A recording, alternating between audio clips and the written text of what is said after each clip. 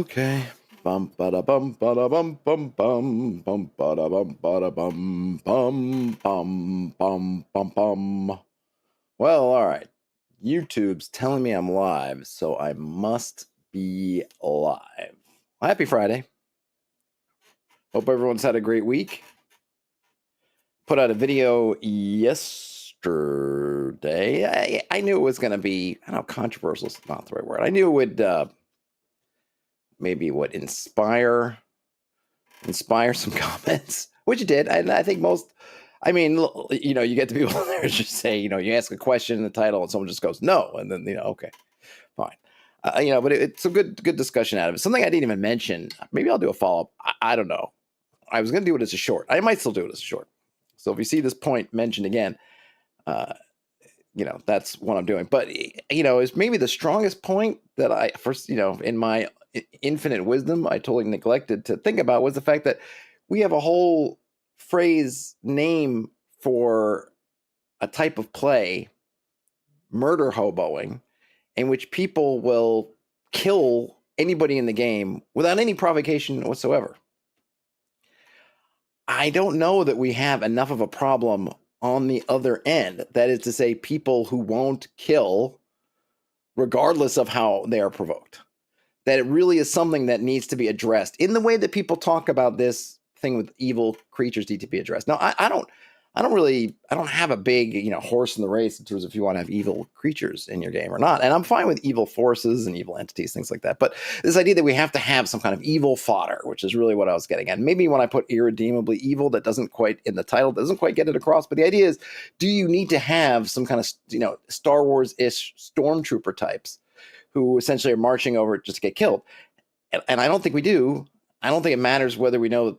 I mean, stormtroopers in Star Wars were having little side combos about like, hey, I don't even remember what it was, but it could have been like, hey, pal, what are you doing this weekend with? Oh, I'm going to take the wife and kids down to the tractor beam array. We're going to watch the stars, whatever. And then Luke turns and, and then they start shooting at him and Luke slices them in half or whatever happens to them, right? Even in Star Wars, they're at least, we get these little glimpses that underneath the mask that we don't see that they're kind of just folk, but it doesn't stop them from being fun to kill. I mentioned, Nazis in the video. It's like, well, Nazis are only Nazis for a few years. It's not like there's just some breed of creature called the Nazi that just rises up and you got to kill them all. And so there might be an opposite of a murder hobo. And I was trying to think, well, what would that phrase be for the opposite of a murder hobo? Like a peace hobo?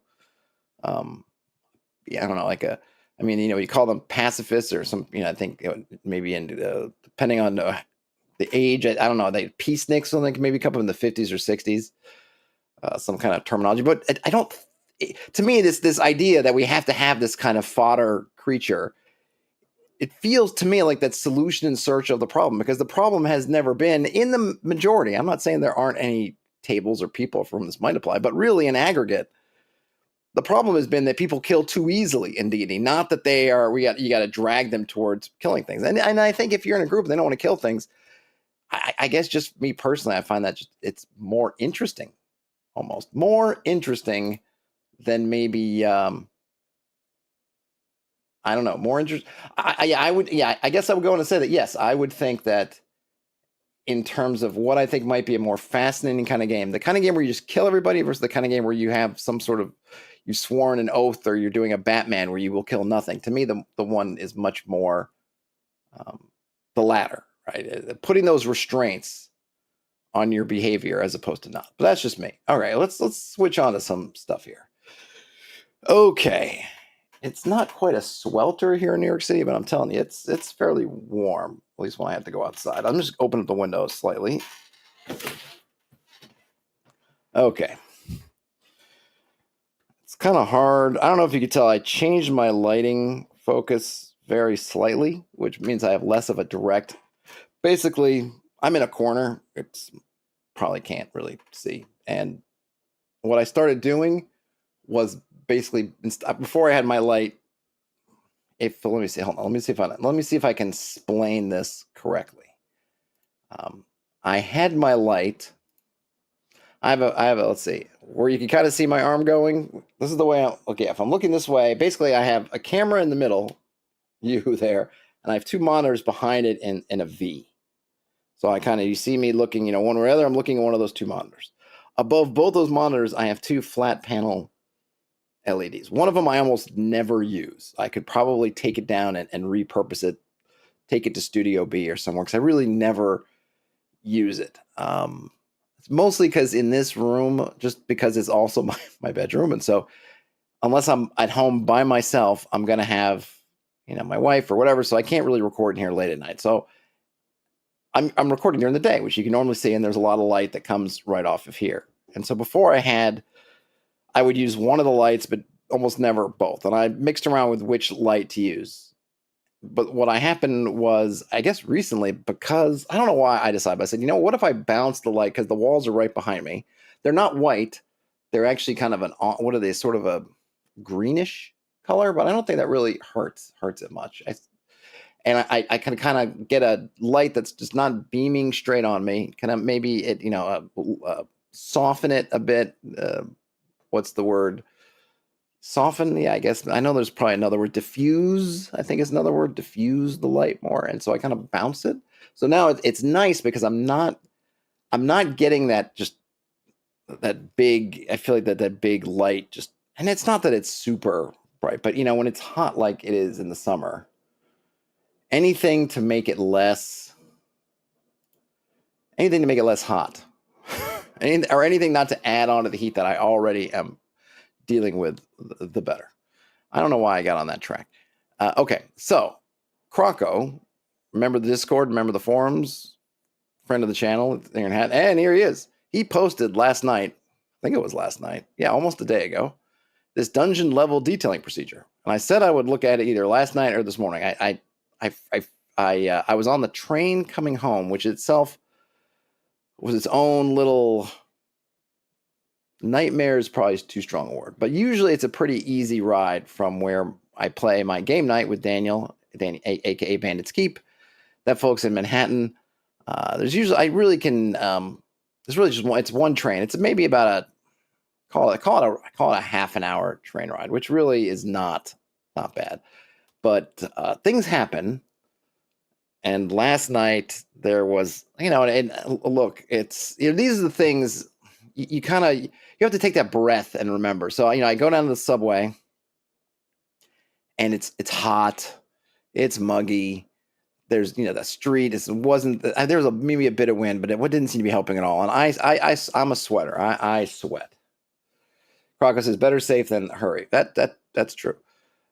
So I'm already sweating it out.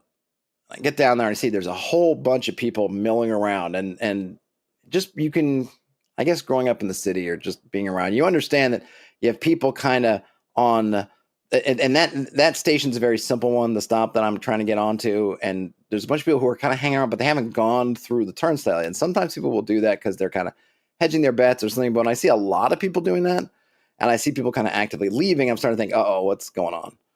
And it said I could see, because now we have some updated stuff with timing where they have displays where you could see the trains are coming, which is a relatively new invention. It said that there was kind of there was delayed, and I looked it up on the MTA app, and there was some kind of emergency at 30. Well, basically just the main stop that's kind of just uptown of me. I'm going essentially in this. Look at the way I'm looking. I'm going downtown. This is basically right behind us. There's an emergency, and this trains are bypassing this stop. And of course, you're frustrated, you're annoyed, you're hot, you're sweaty, you're irritable. But then I also have to kind of take a breath and say, you know what? Someone's having an emergency. The EMTs are there because somebody's in a really bad way. Hopefully it was nothing terrible and they're able to get out. But, you just kind of got to keep that. And I know sometimes the traffic, right? It's the same thing. You're in traffic and it sucks and you're just gnashing your teeth and you're just hating it. And of course, sometimes it's nothing, which is just Connecticut. God, Connecticut, you will run into these traffic jams in Connecticut. And so the traffic just slows to a crawl. And then you go through a few miles of this, and then it just clears up, and there was nothing there. You're looking for, where's the construction? Where's the car that's pulled over? Is it rubbernecking because there's an accident? It's like, no, it's just, I don't know. It's just Connecticut. Don't get me started on Connecticut. Anyway, but you got to keep in mind a lot of times is somebody's having a bad way, and even though I ended up having to walk, basically, I didn't have to. I kind of sat there, but I tend to, in these kind of situations, want to keep moving rather than hang around. So the next station, the next major station, which I knew these trains weren't going to bypass, was about a mile away. So I schlepped it a mile in the muggy heat and went down. Which again, in the subway station, which was not air conditioned, I don't know if there are any that are. The subways are all air conditioned, but the stops are not. So it made it. So I was on that route, and I think I might have been on the train. And I was just starting to kind of, when in the train, you don't have Wi-Fi. Well, they have Wi-Fi, but basically your cell signals won't work in between stations unless you're above ground, pretty much goes out. So I was in one of the stations when I saw this post. Wait, what a long intro. When I saw this post, it's a response saying, hey, I will check it out either when I get home. And when I got home, I was too hot, sweaty, tired, and or today. So today is now. So let's get into it. And then I think after that, depending on blah, blah, blah, maybe we could look at Reddit, or I can pull. I don't know if I have any blog posts that I don't think I've put any aside really lately. Oh, my glasses are busy. Okay. So this is Croco post is called, it's a dungeon leveling detailing procedure, which I think I mentioned, but I'll restate it because it's been a minute as I went on a long roundabout way of saying basically nothing. I can zoom in a bit too. Okay. Use this procedure when you want to detail a dungeon level from scratch or expand on existing material. If you want to create an entire dungeon, simply apply the procedure for each level. Theme. You likely already have an idea for the level's theme, e.g. ancient catacombs. If not, create one or elaborate from possible existing levels or locations, e.g. a sunken temple in a swamp. Detail your theme in 1 to 2 words. Wow, 1 to 2 words. Oh, yeah, and this is a sip of the this Island Punch Spindrift, which we got at Costco, so it came in a big box. So I've been enjoying these for a while now, but we are running low. Okay, so we're just first theme, couple of words. Cargo says, mostly created this so I have everything in one place and don't have to look all over, also to make sure I don't forget anything important. Yeah, I mean, it's good to write things down. It's good to share them. Now, it's Croco, I don't know if you've seen it, but I made this it was for the Dungeon 23 challenge, but I made a helper for it, which I think has some of this. Let me see if I can pull it up. And it's free. It's free.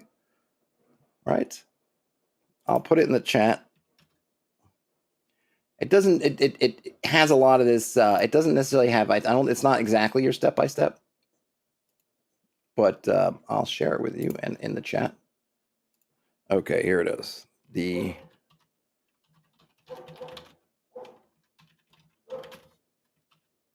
And I've been meaning to go back. Maybe I'll have to integrate some of your stuff, and because I've been meaning to go back and kind of make it something. Give it a fresh coat of paint, another set of eyes. Just kind of go through that. I mean, I can probably go through it. Let's go through your thing first, because there's a video if you're really interested where I go through it already. Okay, so we got the theme. All right, brainstorming the theme. Set a timer and start brainstorming. For 5 minutes, write down anything, no self-censoring or correcting, that comes to mind when picturing the theme. For 5 minutes, go over the list of stuff you came up with and write down the first thing that comes to mind for each entry. Then curate the list. Clean up or tweak entries as you want. Delete unusable entries. Link possibly related entries. It'd be great, which maybe we'll do. Not today, I don't think, but maybe we'll have to do it. Maybe next week on the other channel, on the Behind the Screens channel, we'll go through and do some of this. Maybe I'll do some of this, adding in my the Dungeon 23 helper stuff too. All right, so once we brainstorm the theme, we're going to have a list of some number of things to do with the theme. Wide open what those things could be. Background. Answer the following question regarding the level with 1 to 2 sentences, if applicable. Where is it? Who created it? What was its original purpose? Who lives there now? Who is the primary power that relies here currently? Is its existence known? Is it accessible? I feel like these are very similar to mine. I wonder if you even... Oops. Get my file system out of there. Is that... Because I feel like that's really close to what... I don't know where my Dungeon 23 stuff is.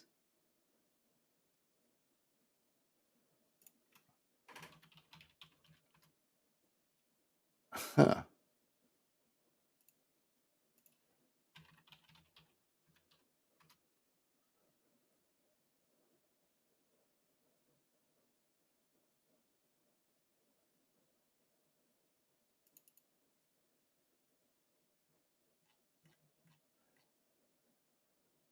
Let's see, because I'm just looking at it now, just because it strikes me that the reason what strikes me is the power, because I think I talked about that. Maybe not. It just sounds awfully familiar. But it could just be that I'm just thinking on the same wavelength. Okay, don't want to get caught up in that. All right. I like these questions though. Maybe they just appeal to me because I like them so much. And I know I've done other variations of this too. All right, so the environment, the default state of things, unless specified otherwise, write 1 to 2 sentences for each of the following. Space. Oh, he copied it from the inspiration. Oh, I got you. Space. What kind of space is it? E.g., natural space like a cave, constructed space like a castle, dungeon, open area like a forest, etc. Structure. How high are the ceilings? What kind of doors or barriers exist? Lighting. Natural light, artificial light, or is it dark? Senses, sight, sound, smell. Anything that stands out? Anything special or relevant, e.g., no ability to teleport into or out of the level, or summon extraplanar creatures into it? All good questions to ask. Lists. Draw from your ideas created during the brainstorming and create the following lists. Split up entries that encompass multiple lists appropriately, e.g., ghouls in a church. Put the encounter and ghouls under monsters or encounters, and the church under rooms or locations. Link them as related. So we have monsters or encounters, traps or dangers, rooms or locations, special, treasures, NPCs, factions, pulling from monsters and NPCs as makes sense, and then miscellaneous, which is stuff that doesn't fit in any of the above. Note on NPC and monster distinction. The line between the two is very fluid, as either can be the other depending on the PC's approach, e.g., a dragon is likely to be a monster and an NPC. For simplicity, assume that NPCs are monsters that you want to name and have an idea beyond just a simple encounter. I mean, in general, Croco, I don't know. I mean, I feel like you probably know this, but just in case, you don't really have to, D&D, at least the white box, pretty much anything that's basically the original definition of a monster in terms of the rules, saying ODD, is everything that's not a player character is a monster. So even other people, or maybe I should say, maybe anybody who's not allied with the party, because the monsters originally got special rules, like monsters could see in the dark, and allies of the party could not. So if you had a hireling who was a human, or really any hireling, human, let's say, right? Because they had different, infravision existed and stuff. So if you had a hireling who was a human and they're with you, they can't see in the dark. If your hireling, I don't know, turned evil, they ate some kind of seed and turned bad, or just gave you up and ran off. And when they turned into, when they were no longer part of the party, then they would gain infravision. They'd be able to see in the dark. Or you don't even really have to explain. Just basically, they don't have to worry about the dark. It's an interesting kind of thing, and it part of that, the sort of underworld, the mythical underworld type dealio. Okay, check this list. But I think your idea is not bad in terms of saying, hey, an NPC is a monster that has a name. Maybe that's even a better, just even simpler restatement. If you just say like an NPC is a monster that is, that is named and is that has been named and kind of individualized in some way. All right, feature checklist. Check this list and add anything missing you want to include. All right, exploration. We got treasure, coins, gems, artworks, historical artifacts, trade goods, natural or harvestable resources, large hoards, treasure maps to treasure on the same level, a different level, or outside the dungeon, not necessarily an actual map, unwieldy or large treasure, etc. Equipment, weapons, armor, general magical items, scrolls, potions, etc. Information, beneficial features, such as something that might grant spells or skills, removing afflictions, etc. Empty rooms, hidden rooms, areas of respite. I'm guessing an area of respite would be somewhere that you could safely rest. Would I be getting that correctly? Social. NPCs, friendly, beneficial, neutral, hostile, rival adventuring parties, merchants, traders, etc. Factions, singular member, minor factions, major factions, sub-factions. And then combat, monsters, encounters, layers, ambushes, overwhelming encounters, requiring preparation, trickery, diplomacy, or coming back stronger or smarter, e.g. 12 HD dragon on level 2 of the dungeon. Yeah, me personally, I wouldn't have this distinction, because I'm going to lean on, well, one, I feel that whatever's going on, so we're talking at a very generic level. There may be a dungeon where, like, you are against the Goblin King. The Goblin King's men are probably going to try to kill you. They're probably, or arrest you or whatever, stop you. So you might have some specific things like, okay, they have a particular angle that they're not quitting on. But even then, I would say that there's always kind of a social angle. I mean, maybe there's a slime or something, but that would almost maybe be part of an exploration or and some kind of environmental thing, right? The slime is there. So I really would have all this stuff being under social. I just, me personally, I'll use reaction rolls and that kind of morale type stuff to determine what's going to be, and of course what the party's doing, what they've been doing, right? There's all this context as you're in the dungeon. What are you doing? What have you been doing? How are you doing it? Are you going, maybe you're in an area and this area is controlled by goblins. Have you been slaughtering every goblin you find in the halls? Well, they're probably going to be pretty pissed at you and they're probably going to be angry.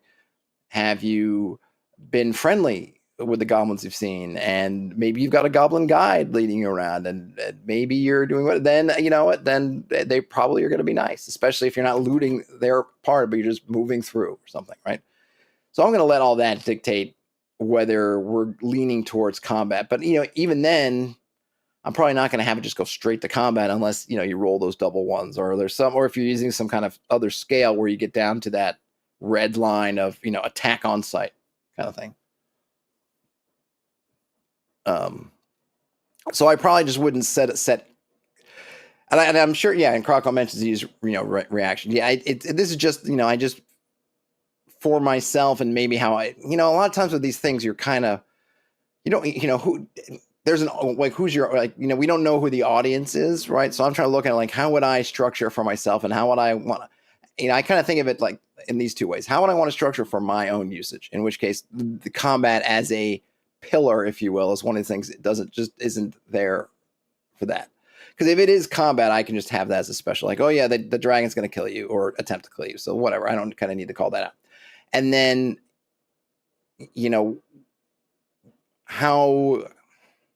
what is my, what do I feel like? What do I want my audience? That kind of thing. Hey, I'm making the table. How do I kind of want the table to be used? And I would say I would want to steer people towards looking at the complexity of behavior and not just saying, put this monster and pencil down as combat kind of thing, I guess is kind of how I do it. But different people do things in different ways. And presumably as long as you're, really, and it's your, whatever game you're playing, right? I'm just kind of talking out loud, just really for myself. All right, and then finally, interactive stuff, traps, secrets, things to interact and experiment with, weird stuff, things or situations requiring preparation. Could be water breathing or flooded sections, finding a lever or key deeper in the level to open a door. And then, I didn't mention the parenthetical on this, things to interact and experiment with. Altars, doors, fountains, idols, mirrors, mosaics, paintings, pools, sarcophagi, statues, thrones, wells, etc. Yeah, that's probably where I'd put the unintelligent stuff, like your gelatinous cubes and your black puddings and things that are kind of there, and maybe they move around a bit or a lot, really, but they're kind of, again, it's because they're non-intelligent and they're hostile in their own way, but they are something you can kind of interact with in an interesting way, or at least there's a little bit of a puzzle presented when you first see the gelatinous cube and all you see is the thing floating inside the cube, and you're kind of trying to figure out what it is. Or if you know it's a gelatinous cube and you might think, well, can we cut a bit off and hold it in something so we can use it? Can we divert? It almost has a puzzly sort of feature. Even I would say the puddings and things, trying to figure out what is its weakness. Do we need to fight the thing? Can we just get around it? Because they're not. I don't think they really chase you around too much. It's been a while since I've read the entries on some of those monsters. Maybe I'd surprise myself. All right, detailing the list. Detail each entry in your list with a sentence or two. Here are a few things you might want to consider for each list. Monsters or encounters. Rarity, power level. Keep someone to the dungeon's level difficulty for common monsters, stats, and abilities.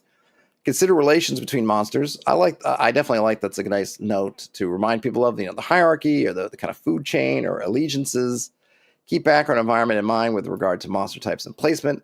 Monsters should utilize the environment, e.g. archers on ledges, ogres kicking large table at the front line to knock them down, gargoyles pulling PCs off a cliff. Consider hints or clues for encounters, especially overwhelmingly dangerous ones. Overwhelming encounters should probably be escapable. Monster motivation should be easy enough to extract from their description or the encounter description, e.g. a spider on the ceiling is waiting for prey, ogres behind a barred door are guarding their lair, etc. Well, yeah, I think those are all good. I would probably lean on, just in terms of language, maybe putting in terms of their environment and less on encounter. I feel like that's that kind of 4E, 5E thing of like building out this, this kind of, where really you just want to, hey, my ear trumpet, thanks so much. Or really, it's just, you just want to, that you all you really want to do, right, is just, things should leave traces, unless there's something special. And there's always going to be exceptions, right? Like the gelatinous cube. The gelatinous cube doesn't really leave traces unless it's the fact that things are glistening. Well, the trace it leaves is the lack of a trace. Gelatinous cube moves through, so you're not going to see any dust or anything. It's going to feel like it's been cleaned, like someone has sprayed some Mr. Clean and wiped it down with a piece of paper towel and just and left it like that. Is the trace for the gelatinous cube. Other creatures will leave other traces. Hey, RPG Grandma. And just kind of have that be a part of it. I feel like when we position it as encounter, it gets into that kind of thinking that I'm not in love with personally, which is trying to look at these things, these kind of segments, or like an event. It's like they're there. The ogres are there. They've barred the door, so you find the door barred. You should find other ogre bits in the areas, traces of ogre where the things are. So it's that's that. I think going back to what Crocodile mentioned, kind of about the connectivity and stuff. Yeah, if you have ogres that are in this part of the dungeon, well, what things are the ogres doing to the dungeon? How are they adapting the dungeon to their needs? And there's going to be traces of things, unless they're, now that again, there should always be exceptions, and probably not ogres, but maybe somebody sneaky is trying to cover their tracks. But that again might leave its own clue in a sense. My ear trumpet says, do gelatinous cubes leave a small trail? I don't know. It might depend on edition. Let me see. I had the AD&D monster manual out. Do I still have it? I do. So let me see. What do they say for gelatinous cubes? Not that it's the sole reference, but it just happens to be handy. Oh, look at that. And I got to the page. So I got it right here. So we can zoom in. All right, so what does AD&D, and this is AD&D's monster manual. I don't know which edition gelatinous cubes popped in first, so got my glasses, something's up with them. Oh, that would be why. One of the lenses popped out. No wonder everything was going. I'll fix that later. I'll have to find out where the lens popped out. I know it's here in the house somewhere. That happened before, but I have to be right here. I think I know where it is, but it's not somewhere I can get to. All right, the gelatinous cube. Yeah, my instrument says a slimy trail. Yeah, I can see a little bit of slime. So I was thinking maybe there'd be a little glisten, like right after you've Windexed something and it's got that little glisten. Gelatinous cube is one of the scavengers, not uncommon in dungeons. Its cubic form is ideal for cleaning all living organisms, as well as carrion from the floor and walls of underground passageways. Certain very large cubes are taller, so as to be able to garner mosses and the like from ceilings as well. Is that mosses or masses? Mosses. Gelatinous cubes are nearly transparent and are difficult to see, thus surprising on 1 and 3. As these monsters travel about, they sweep up metallic and other items which are indigestible to them. This includes treasure types J, K, L, M, and Q. Hey, thanks, Mayor Trumpet. Croco says, considering they absorb stuff, I probably wouldn't have them leave a trail. Well, it's kind of like, are they leaving a little bit of themselves behind? Not so much are they. It's not like a waste so much as, if you've had I don't know what generation different people are, but I don't remember this when I was a kid, but my daughter and her friends, they love slime. And now I think we bought her some stuff to make slime a couple weeks ago, and Elmer's even makes stuff. I think it's called Activator, which is, I guess, is borax, or it can be something like borax. And anyway, there's stuff to make slime. And you play with the slime. So you make the slime, and then you can keep it for a while, and, something airtight, more or less, and you can stretch it. And, she loves to I guess it's a little bit like a fidget toy, a little bit. You just kind of, you play around with it. And at least when I'm done, there's kind of a little bit of like a residue that's just part of the slime is just, it's gotten unstuck from the main body and ended up in your hand. And I kind of think that could be the sort of thing that a gelatinous cube would do, right? Because I'm assuming that they're not frictionless. And so therefore, little bits might come off as they go. Hey, Ian. Croco says, considering I already read that one. Says, I guess I see them more as a gummy bear consistency instead of semi-fluid. They could be that too, but I figure if you ran a gummy bear over, say, something kind of a rough surface, you'd probably some gummy bear bits would probably come off. Hey, Terrence, maybe. I don't know. Experiments need to be made. Fetch the gummy bears. Does that mean if you submerge a gelatinous cube in water, it'll expand to 3 times its former size? More experiments must be made. All right, let's see. Here we go. So keep on going. Such material remain in the body of a gelatinous cube for several weeks before being cast out, thus deposited somewhere on the floor. That's a really neat. So here's a nice thing. Talking about like how do you tell if there's a gelatinous cube somewhere? Just finding odd bits of treasure or loot on the floor could be because. And I don't know how it works. Does stuff get pulled into the kind of center of the cube and then fall out? Is this stuff that's gone in midway and is sort of like a very slow process, shifts down to the bottom and then pops out? But that's a cool thing. That's a cool touch. All right. If a gelatinous cube hits an opponent, a saving throw, versus paralyzation. The cube then surrounds the victim, secretes digestive fluids, and digests a meal. Damage caused to opponents is due to the digestive secretions. Gelatinous cubes can be hit by all forms of weapons and attacks by fire have normal effects. Cold will have no effect on these monsters unless they fail their saving throw. Electricity, fear, holds, paralyzation, polymorph, and sleep-based attacks have no effect. So you cannot polymorph a gelatinous cube. I didn't know that. It doesn't say anything about them leaving trails or not. So I don't know. I guess it's up to you as the GM. You as the GM get to decide. Do gelatinous cubes dream of electric sheep, and do they leave trails behind? Croco says very clean items as well, basically wandering washing machines. Yeah, pretty much. Let's see. We did monsters. So traps are dangerous, obvious versus hidden, natural versus constructed, mechanical versus magical. Consider hints or clues for traps, especially very dangerous ones, usage by monsters, NPCs, or factions. I had a pretty good, blog post. Maybe I need to do a video about it on this idea of traps and where you should have traps in your dungeon.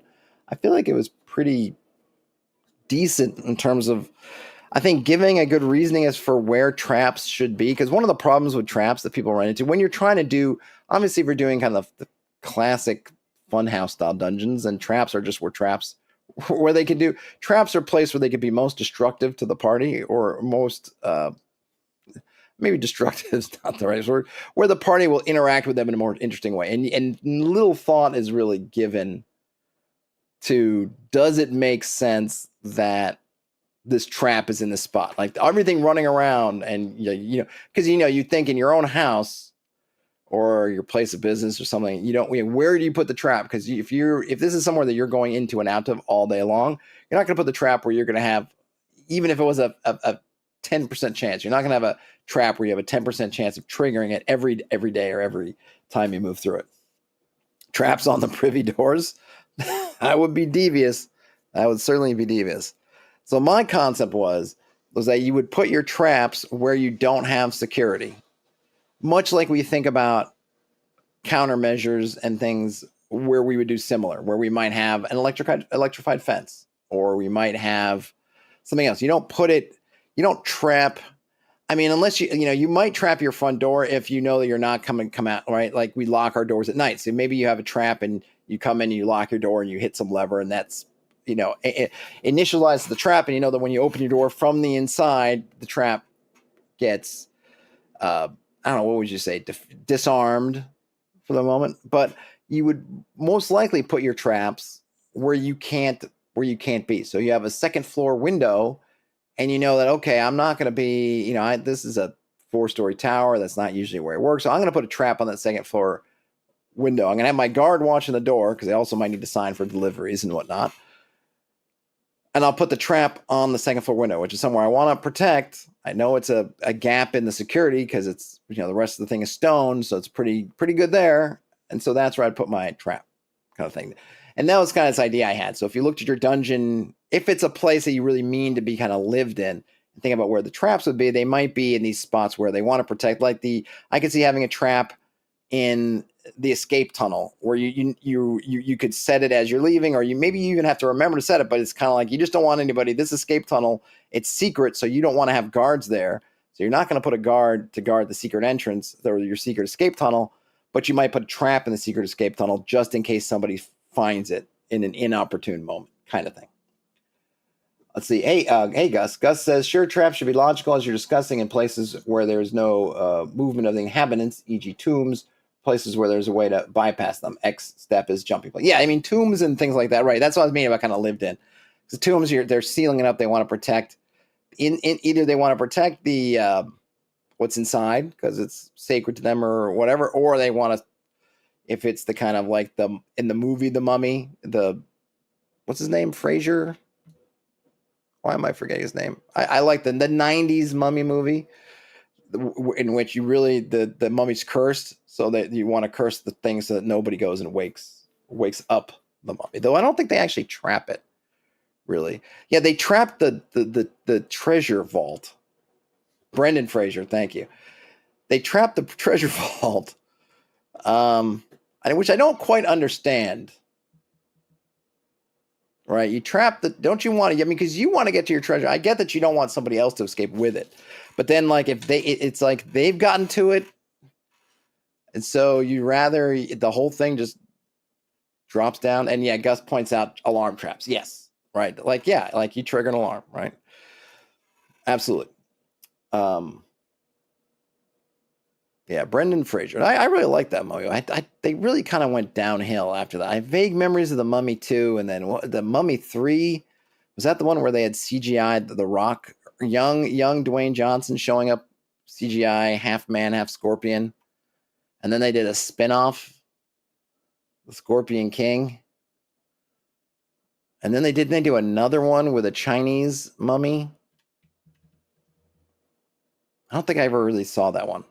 But the first Mummy I really liked. I should probably go try to find out that the Chinese one might have been good because I think Jet Li was in it. It might have had some fun action in it, but it jumped the shark kind of early, unfortunately. All right, so rooms or locations. Empty rooms should still be interesting. Flavor according to environment or hint at background. Quarters and hallways can be interesting. Encounter areas or keyed. Keep background in mind. E.g., if a cruel tyrant lives there, include a few hints to that, like tortured minions. Ooh, tortured minions. Include hints to other rooms or locations, monsters, traps, secrets. Yeah, I mean, the hallways can be really good, not just at being the kind of connective tissue, but yeah, giving you clues, I mean, if you think in our own lives how much I don't think we really do that enough, have things like signs, like this way to this and this way to that, and here, things here, because you'd think they would, again, in a lived in kind of place, not a tomb or something else where they might be trying to deliberately trick you or something. But if this is somebody's home, we got all kinds of things. I don't know. I don't know what the ancients did. Maybe they just didn't do that and they just relied on you muscle memory, remembering how to get everywhere. But some signage, I don't think would be out of place. Maybe not, like our prominent the way we do it, but maybe some kind of symbology to help. Gus says, funny thing is, they've been reading a book about the history of tomb robbing in Egypt. Very few traps, bad ceilings sometimes, but mostly just tons of stone blocks to close up entrances. Yeah, I mean, I believe it, because I think traps are hard to do. I mean, that's the thing. And one thing I liked about the kind of the old school trap idea was that it was not upkept. And I think it's something that's kind of gone away and people forget about. But when you're reading those old modules and they would have a trap, the trap would only go off like on a 1 or 2 out of 6. So you could have this, which I think is indicating a couple things. One, obviously, people moving down a hallway, not everyone's going to step on the same stone. So the pressure plate, if it's one stone and it's maybe a couple of feet by a couple of feet, all the people are going to miss it. It's the same thing with a tripwire, but also the fact that it's kind of rusty and it's old, and you may very well be stepping on it. Obviously a tripwire is a little bit different, but you might step on a pressure plate and it just doesn't go because it's gotten gunked up and stuff. And then later on, you're coming back, you step on it, and suddenly the the pit opens up. And I really like that because it does answer that question about, well, why aren't all the traps triggered? Oh, it's because they're old and they're stuck and you're hitting them for the first time potentially. I mean, it doesn't totally make sense because you've got wandering creatures and other things. So sometimes the hallways can feel like they're really busy. But that was the idea, is that this stuff is old. The reason why it hasn't been triggered is because grime and gunk has gotten in the works, and by you guys running around through there, you've loosened things up enough to where it finally pops off.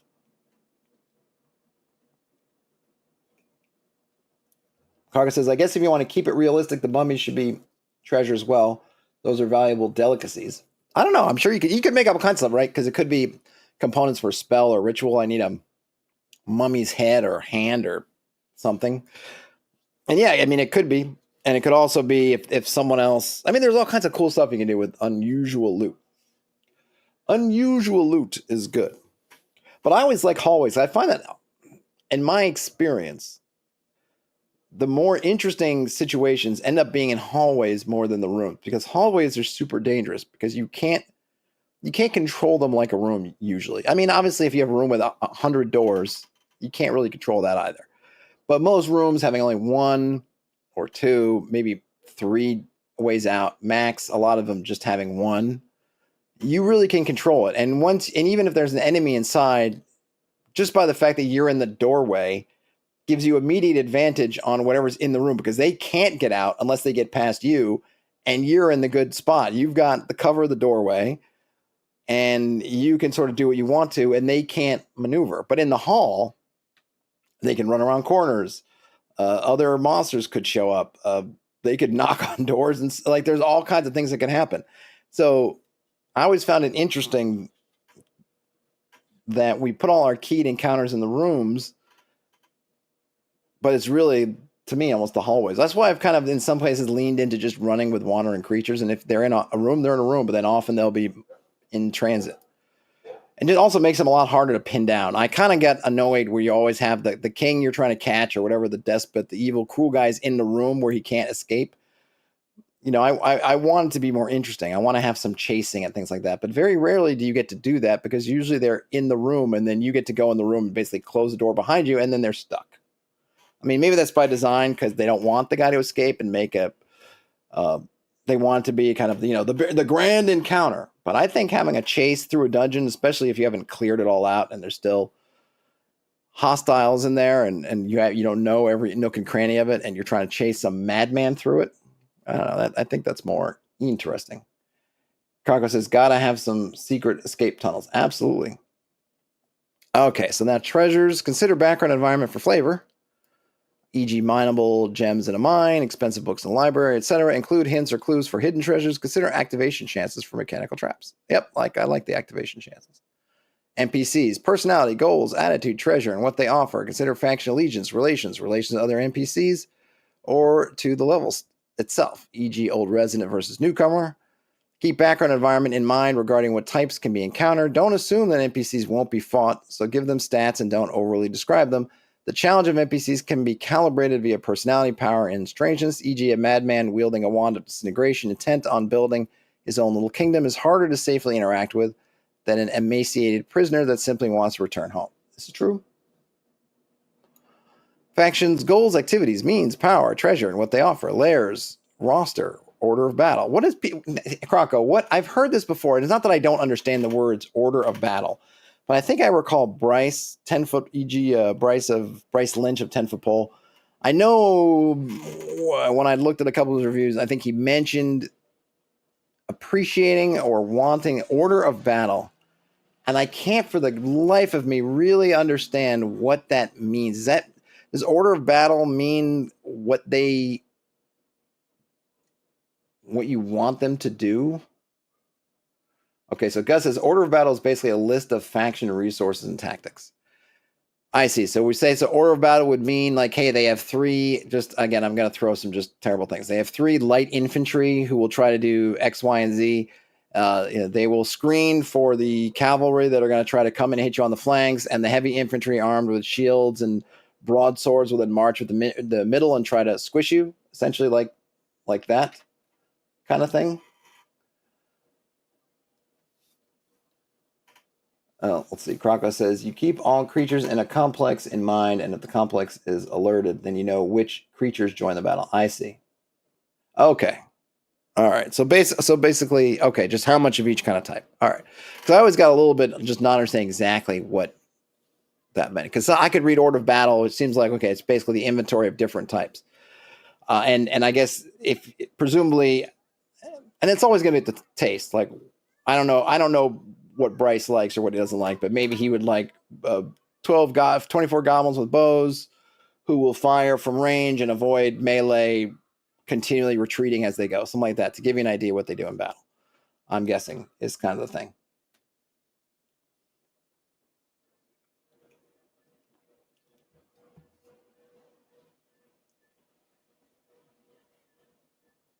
Croco, which design course are we referring to? Also, what they do and when and how. I got you. What is this design course? All right, back to this mapping. Drawing from your detailed list and what was established via environment background, start creating a rough draft of the levels map. Oh, it's linked to the bottom. Cool. Okay, for each location or room placed, note the content. Either create the room concept first and draw the map, e.g. the room will be a cathedral, so the map will be based off that, or the other way around as preferred. Your plan. Large hordes of magic items should be placed first, and the rest stocked up to reach the treasure total for the level. Treasure total 2,000 dungeon, was that times dungeon level, times targeted number of characters, plus some extra, about 25% to account for missing treasure. Okay. Or is that minus some? Is that minus? Anyway, some kind of number. Start with predetermined layers, monsters, and treasure hoards. Keep the following ratios in mind for populating the map. Create extra content as necessary. So monsters, 33% chance, 50% chance of guarding treasure. Traps, 16% chance, 30% chance of trapped treasure. Empty rooms, 33% chance, 15% chance of hidden treasure. Special, 16%. And then finally, 10% chance for double feature. Beep, beep, beep, beep, beep. Monsters, traps, monster special, traps, and special.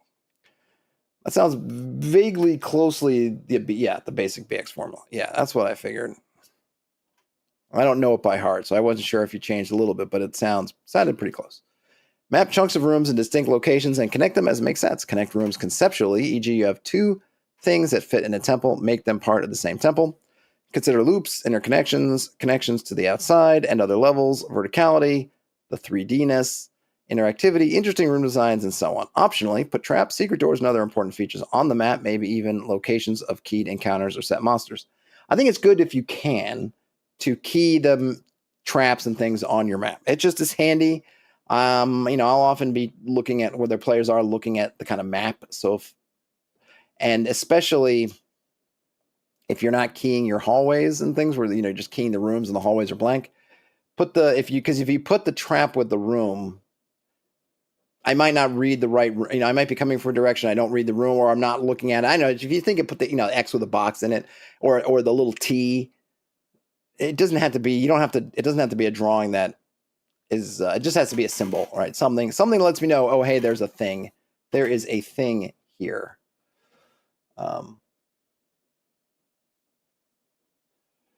Gus says they wish people were less dogmatic about the numbers sometimes. Yeah, it's right. It's a guideline. Yeah, you should definitely. I mean, it'd probably be good. I mean, I was going to say you could probably make some different numbers. I think it'd be probably interesting to come up with some different categories of place. Hey, what is this place? This place is a lair. Therefore, it'll be different numbers. This place is a. I mean, if you want to say a tomb, I don't know. This place is abandoned, and maybe it'll have different. Or I don't know. Abandoned's not the word. It's a. I don't know. What would you call like a tomb or something that you want to lock away? I don't necessarily say a prison.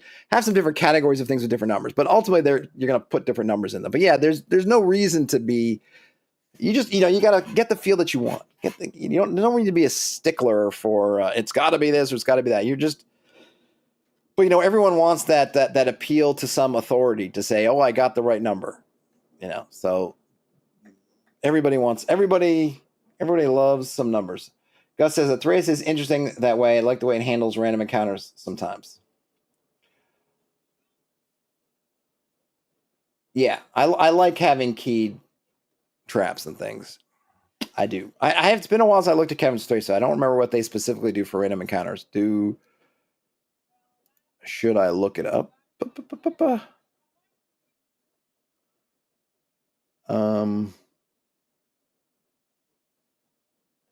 Yeah, I mean, I love tables, but I've just been. I guess my thing now is the small tables because they're very easy to manipulate whenever you want. Like Gus is like said in the chat says, I think Gus saying, I think there are still fun things to do with random tables, replacing entities, switching dice to roll off. And yeah, I think in terms of switching entities or making changes, if you have a small table, it's a lot easier to do that. If you have some really enormous table, one, it just becomes a barrier to making the table because you might feel like, how, like everyone comes up with those D100 tables. And I get it from a blogging standpoint as a content creator, a D66 table, a D100 table. Yeah, they're nice, they're big, they look substantial. Like, oh, here's this big table. I get it. I totally get it. But from a practical standpoint, someone who might be looking at it saying, hey, I want to make some tables of my own. And then all they see are these examples of ginormous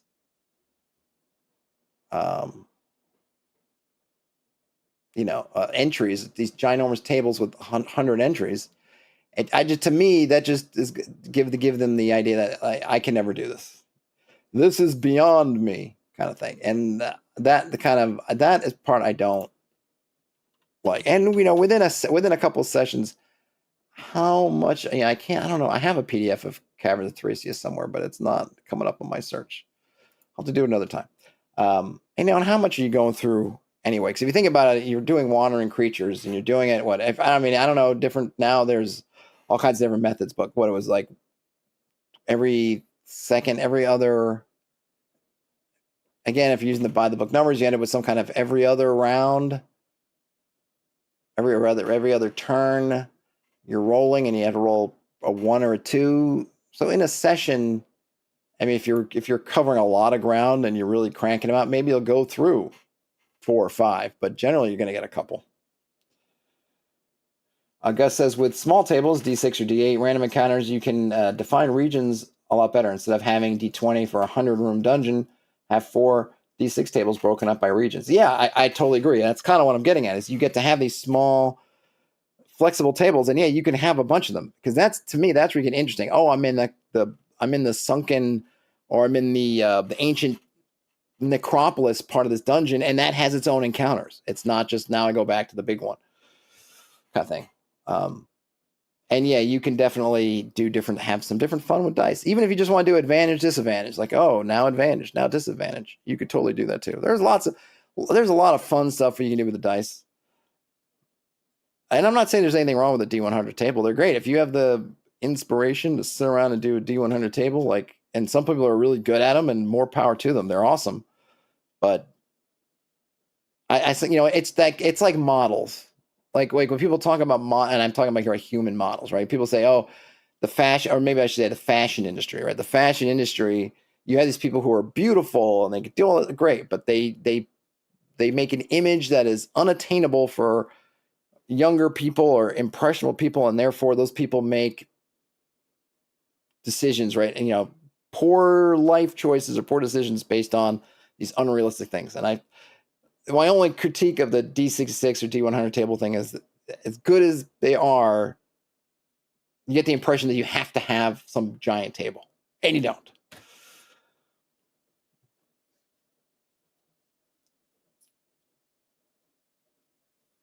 Gus says he has an aversion to rolling D100s. I played a long time in a game system where the main dice method we weren't playing basic fantasy or anything, but we used the D100 system, and it's fine. But I've kind of fallen back in love with the D6, the humble D6. Very nice. Oh yeah, Palladium. I used to read some of the Palladium supplements, but I could never imagine playing like the actual games. We used to use it because it was a sci-fi game we were playing, so we got a lot of mileage out of some of those Palladium Rifts books and things, but never actually played the game they were attached to. Okay. Let's see. Map chunks of rooms, skitter loops. Okay, we did that. Don't finalize the map yet. It likely will change still. Keying. Start numbering at the primary entrance and go left, right, top, bottom. Room complexes should have numbers close to each other.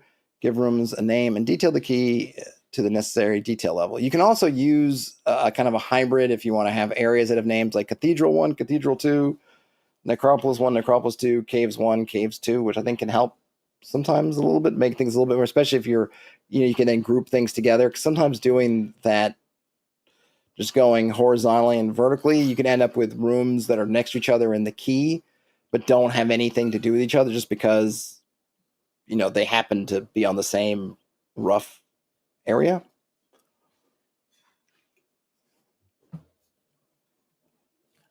Okay, let's see what do we got here. So, all right. Description order: immediately observable, obvious things, encounter details, interactable things, hidden things. Yeah, I tend to think I go back and forth with whether the immediately observable or the monster should be up front. So I think if I open the door and there are 5 bugbears in the room, the thing I'm going to notice first is the bugbears. And I think as a GM, I'm going to be like, you open the door and 5 bugbears leap out at you. I'm probably not even going to describe the rest of the room. Unless someone goes like, I look past the 5 bugbears to see what they're in, and then or we charge in. So yeah, Gus says immediately observable threats. Yeah, what are the stuff that's like right out in front, and then other things, and then, but yeah, it's not a big deal. I mean, as long as you make it, that's where the information design pops in. As long as you can do it, and this is where I feel like the necrotic gnome design ethos falls apart a bit, is that they have all these bullet points ostensibly to help you eyeball specific info, but then they're not really labeled and stuff in a way that you can really jump to what you need. So you end up having to look through all the bullet points to find the thing, the thing that you need. Whereas it'd be great if you had some kind of symbol that was like, I don't even know what it'd be, like an explosion or a exclamation points. Like, this is the thing that's right in front. Okay, great. Here are the things that you'll see kind of right after that. And then, whatever. I always wanted to play that old Teenage Mutant Ninja Turtles game, but I never did. I love TSR Marvel, and I love Phaser Rip. It's unfortunate that no one's really brought Phaser Rip back in some kind of prominent way, because I feel like there's some. I love the way it really communicated, the way they had the labels. It really communicated things where you could talk in kind of normal English, in conversational English about how strong are you? My strength is unearthly. Oh, my strength's only remarkable. My strength is feeble. Well, okay.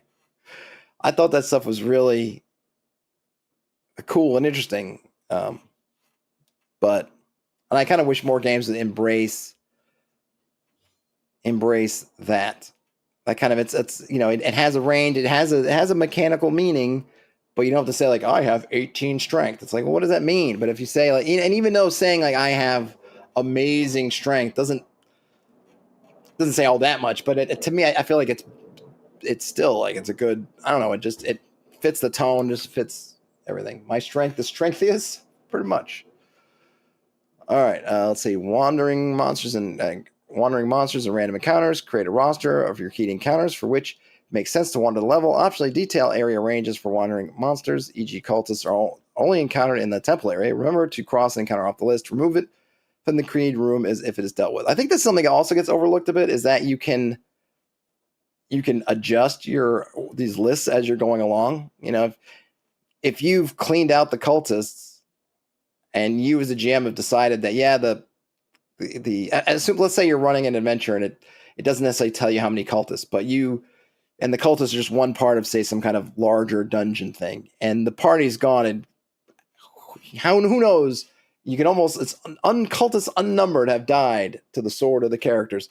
Just cross them off the list. They killed all the cultists.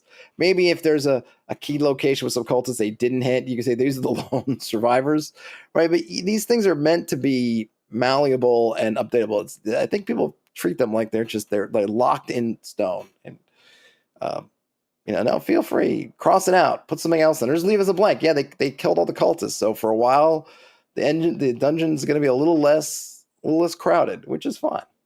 Gus says, to them, bullet points are another form of minimalism and have to be considered that way. They need to be tuned and edited well, and even then they suffer with complex spaces or weird things. Yeah, they're a good element. I'm not anti bullet point. Or like I'm not someone who says like get rid of all of them. But yes, they do need tuning. They do need, the information design, right? They're not the be all end all, which I just feel, and it's not necessarily Gavin and Necrotic Gnome's fault. Everyone loved their adventures, and they were so clean and well done that just like it kind of took off. And I think that people, I mean, it happens sometimes, right? I just think that either people kind of overlook the fact that sometimes, or, and I think this happens sometimes. A lot of people just get in stuff and they don't really, like, you read it and you're like, oh, this is amazing. You love the way it kind of looks on the page and stuff, but you haven't really played it. And so you go and you start penning your love letter to this game. I feel like Maze of the Blue Medusa was kind of infamous and for this. Is like, it looks beautiful and everything, and then you start to play, and then you finally get people around like, hey, wait a minute, I tried to run this the way this thing is, and it's really hard or it's just not as easy as it would make you think, given how beautiful it looks on the page. When you actually get to playing it, you end up with some issues, kind of thing. Okay, a few things to consider. Mix monster types as makes sense. Include a chance for rolling twice on the table. Sometimes it makes sense to create a subtable for an entry, e.g. for the makeup of a faction patrol. Include NPCs and events. Include a brief activity for each encounter. Usually one word is enough, e.g. hunting, will stalk party, looking for treasure, etc. The table should expand as new dynamic elements are added, restocking faction activities, level connections, opening up, etc. Remember, a keyed encounter should react to anything happening close by that draws attention, like fights or loud noises. Dynamic elements to keep the level interesting and dynamic even after the PCs have grown beyond it. The following can be added. Let's see. I'm running out of time here, so I'm speeding a little bit. Events, procedural events, faction growth, new things showing up. And then we got restocking. So some basic restocking procedure.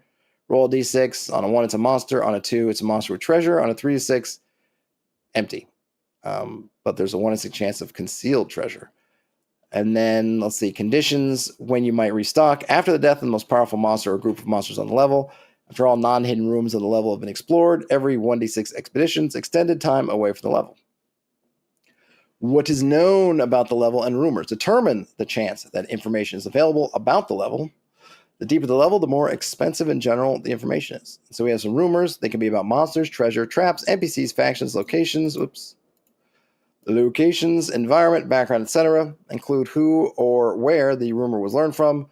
There can be multiple different rumors about the same thing. Rumors should only rarely be completely false, and if they are, they should still lead to something interesting. Optionally, create separate rumors from sources outside the dungeon and from sources inside the dungeon. Insider info is more detailed and less likely to be false. Oh, I like that insider versus outsider. Very nice. Gus says, let's see. Oh, I got a couple things from Gus says. Okay. Gus says, I also think people write things they could run, but don't think about how other people could run it. It's 10 times harder to write a dungeon for someone else to run. That's very true. Which is why doing your own playtesting is good, but having other people playtest is better. Yep, I agree. But yeah, it is time consuming, and people are always trying to move quickly to the market. So yeah. Hooks create quests, missions, and treasure maps for treasure items. NPCs pass other dungeon levels, locations, knowledge that are on the level. Finishing touches. Finalize the map. Alternatively, detail other dungeon levels first in case new connections or ideas come up. Name the level. And then we have some inspirations. 1, how to brainstorm for D&D. I can't tell. They're not saying whose channels and whatever these are on. Oh, and here's the designing, which I guess is this Gus's? Designing Dungeons course. Oh, this is from the Rise Up Comus, His Majesty the Worm. Oh, this course. Okay. Having gone through, I have mixed feelings about His Majesty the Worm. It's a very interesting book. I read it. I don't think I would ever run it. Feels way too complicated for me. It feels very 4th edition with all the different conditions and things they wrote up. It's interesting. I'm glad it's doing well, and I hope it's. I know it's not for Worm because it's just a general one. I'm just saying, just because we're on there, and it has the big vote for the Worm thing. I haven't read this. Maybe we should do this on a thing because I've seen some people post about this. So, and it's GFC. I see. Okay, cool. All right, folks. Well, I hate to speed up my pace, but the family just arrived home, so I got to get cooking. I'm trying a Boston bar pizza recipe from Cook's Country or America's Test Kitchen, Cook's Illustrated. So I before I hopped on the stream, I set the dough to proof, but now I gotta finish it off, make the sauce, get it going, and then enjoy it. I'll take a picture. Thanks, Gus. You too. Have a good night. Everybody, have a great day or night whenever you end up watching or listening to this. Game on, everybody. Croco, thanks so much for the work. I hope we get to develop it and do some more stuff with it because I think it's a good resource. Anyway, back to what I was saying. Enjoy the rest of your night, day, night, whenever you end up watching or listening to this. Game on, everybody, and I will talk to you later. Bye now.